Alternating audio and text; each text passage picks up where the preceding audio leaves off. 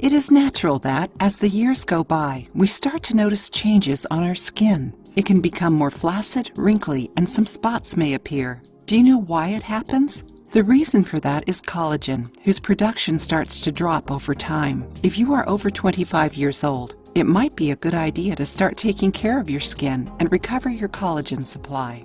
If that is your case, this video was made for you. In today's video, we will show you some healthy habits that you can add to your routine to keep your skin looking always healthy and young.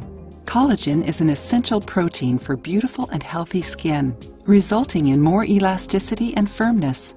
Collagen represents 70% of all the proteins in the skin and is naturally produced by the cells. Besides being responsible for keeping your skin firm, collagen is also very important to your hair, nails, muscles, ligaments, tendons, and joints. Did you know that you can find collagen in some foods? That's right, foods like meat and gelatin are rich in collagen, and you can also supplement this protein. Are you enjoying the video so far? Then give us your opinion to let us know how we are helping you and your health. Also, give the video a thumbs up and share it with a friend who needs to watch this. Besides taking care of your eating habits, it is also necessary to pay attention to some external factors that can accelerate the collagen drop in your body, like excessive exposure to the sun, excessive consumption of sugar, smoking, and pollution. Those are the reasons for some people to look older than the others. However, some skin suffer less with collagen loss, even when exposed daily to these same conditions. Did you know that? According to some scientific studies, black skin degrades less collagen and can maintain more of its elasticity, since it has a higher concentration of melanin and collagen of higher quality. That's why people with darker skin tones usually don't suffer as much when exposed to the sun. Their skin is denser, more elastic, and more resistant to the effects of the aging process. Not everybody needs to supplement collagen.